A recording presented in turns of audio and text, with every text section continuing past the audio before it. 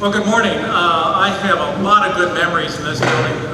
My wife and I live only a stone's throw from here. We come to the State Fair every year, and I think I've not missed in 30 years. I collect a hat every year, Commissioner, so I have a long rows of State Fair hats.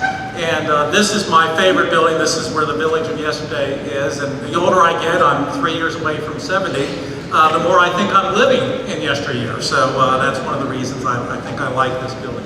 My job is to give you a view of the general economy, which of course affects all of us. Blake is then going to bore down into the ag economy specifically.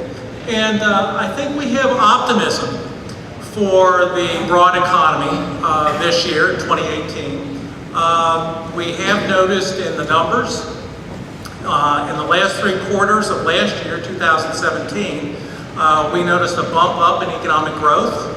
And we think that's going to continue. Most of the forecasts, I've participated in a number of economic forecasts around the state with other economists this year already. And what I notice is we seem to be all singing the same tune, that the economy is going to do better this year. Now I should tell you, if economists are singing the same tune, you might want to worry, but I don't think so.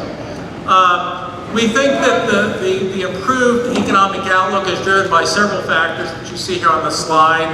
The tax plan, I think, if you look at it broadly, one of the objectives of the tax plan was to increase incentives for people to work, incentives for businesses to invest, incentives for businesses to hire. And so most of the big macro models that various institutions have indicate a bump up in economic growth due to the tax plan. They vary on how big a bump, but I think we at least are thinking there will be a bump. Also, somewhat quietly behind the scenes, the Trump administration has been going through several of the regulatory environments in the various agencies in energy and the environment, in financial services and labor, in trying to eliminate regulations that in their view they think the benefits don't exceed the cost. Economists have long said that regulations, and I'm speaking to the choir here, regulations can be burdensome, can motivate businesses to not do the investments that we would like to. So economists who've looked at this in detail seem to think that that kind of deregulatory activity that the Trump administration has been engaged in, that's probably been a factor in improved economic growth. The job market continues to expand, and I think very importantly, we're beginning to see finally the signs of incomes rising faster, wages rising faster. So that's a big plus for the economy. Then we can't forget, and again, you know this very well because you're heavily engaged in the export environment, the global economy is much better. The European community and Japan in particular, those two big economic clusters, they really have been, for several years, almost in another recession. Well, they finally have pulled out of that, and we're seeing significant growth in both of those areas, and that's been helping us. And then I think all wrapped up and together, we can see this I think, more positive outlook about the economy in the optimism numbers, the survey numbers, on both businesses and consumers. Both business optimism and consumer optimism right now are at a 20-year high. One thing I might note, agriculture, of course, likes records and likes numbers. Somewhat under the radar, this economic expansion that we're in, which actually began in the middle of 2009, if we reach June of this year with the economy continuing to grow, this will be the second longest economic expansion in our nation's history. Now, the big issue with this expansion has been it's been a slow expansion. So the fact that we're beginning to see some more robust numbers and there's optimism about those numbers continuing to be robust, I think that's a big plus. Now, let me turn to, there's always, economists are famous for on the one hand this, on the other hand that. That's why former President Truman said he told one of his advisors, go find me a one-handed economist. I'm tired of getting to both sides. But there are always issues in the economy. So let me look at some of those, what might be perceived as negatives. I think we are going to see somewhat faster inflation. I'm talking broadly now. We've actually been running an inflation rate under 2% on an annual basis. Most models indicate that might be bumped up to 2.2, 2.3% this year. And I think that's also, though, can be viewed as a sign of a more robust economy. But do expect that the cost of some of your materials, the cost of some of your inputs perhaps going up at a somewhat faster rate. Now, this is nowhere near, the commissioner mentioned, or maybe he didn't mention, I've been here now 4 decades in this job. And when I came in the late 70s, inflation was in double digits. So we're not talking about that. But do look for the cost of your inputs perhaps to be going up a little more, including labor. We're now reaching a point in the labor market where there are forecasts this year of unemployment falling to the mid-3s, 3.5%. That means the labor market is tighter. That means to get people, if you're hiring, you've got to bid more for them. So do expect labor costs to be rising a little faster. And then do recognize that we now have the Federal Reserve under new management. Janet Yellen, who headed the Fed for the last 4 years, was not renominated by President Trump. We now have a new gentleman who is the head of the Federal Reserve, the face of the Federal Reserve, Jerome Powell, picture here. He was nominated by President Trump, just confirmed somewhat overwhelmingly by the Senate. And we do think the Federal Reserve will continue to push interest rates up, particularly short-term interest rates. I do think long-term interest rates will also go up. And you need to keep an eye on that for several reasons. Obviously, that affects your industry if you're borrowing money. It also affects the investment world. The big plunge we had in the stock market 2 days ago when the Dow was down 350 points was largely thought to be based on investors' fears that interest rates may be going up faster than they thought. So do keep an eye on interest rates, but I do think they'll be higher. Again, nothing like we had in the late 70s with 17% mortgage rates, for example, but we do think that interest rates will be headed up this year. Now, something that affects the agricultural industry very, very importantly, because you are a major exporter. In fact, you're one of the few sectors in the country that exports more than it imports. And you've long been that, is the value of the dollar. The value of the dollar has actually been trending downward, as you can see by this slide. Now, if you're an exporter, that's actually good, because it means that the cost, or the price, I should say, of the products that you are selling to foreign buyers is actually somewhat lower. So that's a boost for exporters to have a lower value dollar. Now, actually, the lower value dollar, the fact the dollar has declined on trend, has been somewhat perplexing to economists because our interest rates have been rising. And we tend to think that as interest rates go up, the dollar strengthens. But if you look more closely, we think that the fact that the dollar has fallen is reflecting the fact that other economies, I mentioned the EU and Japan, are growing, and in some sense growing a little bit faster than we are. Their interest rates have also been going up, so investors have been turning to those markets for investments, which tends to put a downward pressure on the dollar.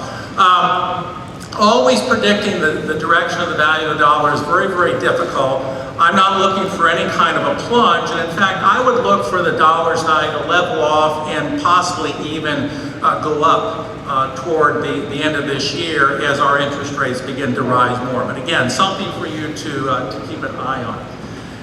As we turn to national policy issues in 2018, and the President mentioned a number of these in his State of the Union address Tuesday, infrastructure, something that affects all of us, the quality of our roads, bridges, ports, airports, electric grid, etc. The Trump administration last year said they would be calling for $1 trillion infrastructure package. They did not move ahead on that last year. We think because other priorities like the tax plan took their attention.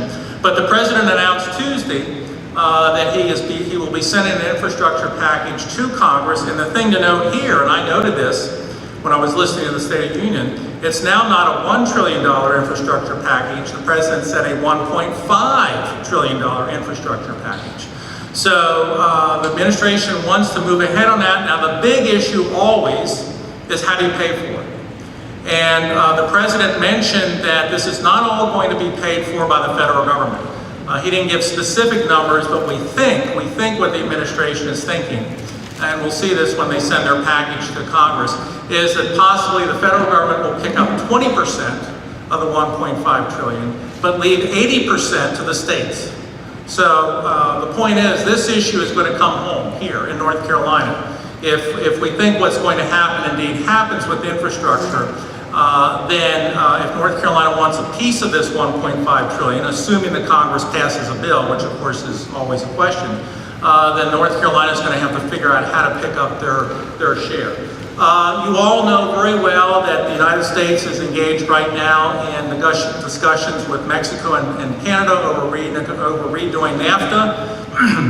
And I think it's well known that there are concerns in the agricultural industry that getting rid of NAFTA might be a negative for agriculture. I actually did some analysis of North Carolina in specific. You can find the paper on my website. And indeed, I calculated that if NAFTA were terminated, it would be a net negative for North Carolina, a slight net negative, not enough to send us into a recession. But specifically, agriculture would be an industry, and food processing also would be industries that would be adversely impacted. So this is something that's ongoing, and I'm sure that you and your representatives are keeping our national leaders appraised of your positions on this. Immigration, who knows what will happen here? That's obviously been a decades-long issue. The administration has a proposal before Congress that deals with many of the elements of immigration. Again, we'll see if there's movement there. And then healthcare. We may see healthcare reemerge as a legislative issue this year. Let me now turn to North Carolina. North Carolina has been growing. North Carolina numbers here in the yellow, the national numbers are in blue. And what I'm looking at here is job growth since 2010. And if you count the bars here for each year, you'll find that in only one year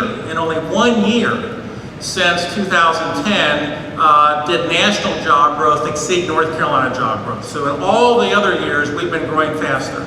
Now you do see there was a little bit of a tail off or slowdown, I should say, in 2017 in job growth, both at the national level as well as the state level. And I think this is not necessarily cause for alarm. It's simply that the economy is getting full in terms of people available to work who have, incidentally, the skills that the labor market wants.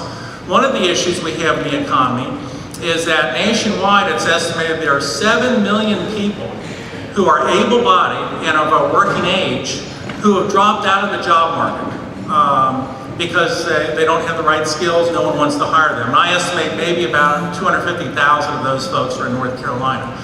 So I think you're going to see more emphasis, and there's already been some stories about this, of businesses and others trying to find those individuals. Some of them have addiction problems. Find those individuals and get the help they need, get the training they need so they can join the labor force, because quite frankly, we're running out of people in the short run to hire. If you look at where the economic growth has been in North Carolina since the recession ended in 2009, you can see the information sector, businesses and professional services, leisure and food, the top three. But notice, farming and forestry, number 4, among all the economic sectors in North Carolina. And we've actually had only one sector, non-durable manufacturing, that's your textiles, that's your apparel, that's continued, and that's your tobacco products also, that's continued to decline. That's probably going to continue, and that decline adversely affects rural communities more and small town communities more, because as you well know, that's where the tobacco and the textile and apparel industries have been located traditionally. So there's still an issue there that we're dealing with, the restructuring of North Carolina's economy. Another issue we're dealing with that was mentioned today in the newspapers, the governor announced a new initiative to try to help rural communities that are struggling economically. The so-called geographic divide in North Carolina, which I should say is not unique to North Carolina. Every state has a geographic divide. What we're going through in seeing the big metros, which are the numbers here on the left side of the screen as you're looking at it. The big metros have been adding jobs at a much faster pace than the medium-sized metros, the small metros in rural areas. That is not unique to North Carolina. It's a little more pronounced in North Carolina, but it's not unique. This is something we've seen for several decades. It's a result of several forces, the new industries, going to the big cities where the universities are, young people wanting to live in those cities, etc. But just last year, this is a number that's really amazing. If you look at last year, 2017, 80% of the net new jobs created in North Carolina went to two places, the Triangle and Charlotte. So this is an ongoing issue of how to generate economic growth, job growth in smaller areas and in rural areas. In terms of looking ahead, I construct something called I always have to look at it because it's a long name. There's a lot of negotiation, Blake, over this name, incidentally, when you know that. But I construct something called the North Carolina State University Leading Economic Indicator Index. I put it out monthly. I just put their latest reading out Tuesday. And what this index is designed to try to do is to give us a peek at the direction of the economy 4 to 6 months ahead, just like the counterpart leading indicator at the national level. And so if you look at the right-hand side of the screen as you're looking at it, you can see a definite upward trend in recent months. In fact, over the last year and a half, there's been an upward trend. So at least what this is telling us, if it's doing the job that it needs to do, it should be doing, is that growth is going to continue in North Carolina, and importantly, we may see an acceleration in growth. And then finally, if we look at specifically agriculture and agribusiness, those two together, so I'm looking not only at the farming, but the processing of farm products, the wholesaling and retailing. You know, and the commissioner knows this, and I actually generate these numbers, it's an $85 billion industry in North Carolina. And to put that in context, our entire state is a $500 billion economy. So you are $85 billion out of that $500 billion, amazing. It continues to be one of the largest, if not the largest industries in the state. Some of the other features, you have tremendous productivity. You know, we talk about the tech economy and all the great things in the tech economy. If you look at the numbers, there's no industry that beats farming and agriculture in terms of advances in productivity over several decades. And you're adding a lot of amazing technological innovations that are helping you become more efficient farmers, more efficient producers. You always create jobs in other areas. I've estimated that every $1 million increase in agricultural output creates about 20 jobs, not just on farming, but in related industries. So you're a job producer. As I already said, you export more than you import. And I am very, very optimistic, and have been for a number of years, if we can solve some issues, for example, some environmental issues in North Carolina, we have a tremendous opportunity, I think, to expand agriculture in the state, particularly in the meat area, because as the rest of the world, countries like China, India, Southeast Asia, they're all growing and improving economically. In fact, side note, the country of the future to watch is India. India is going to be the next China. But all these countries that improve economically, one of the things that economists know is that as the standard of living goes up, you eat differently. And specifically, people who are better off economically eat more meat. And so North Carolina is a tremendous producer of meat. And so we, I think, have a great opportunity in the future to expand meat production and help feed, indeed, the world. Thank you very much. I'll turn it over to Blake.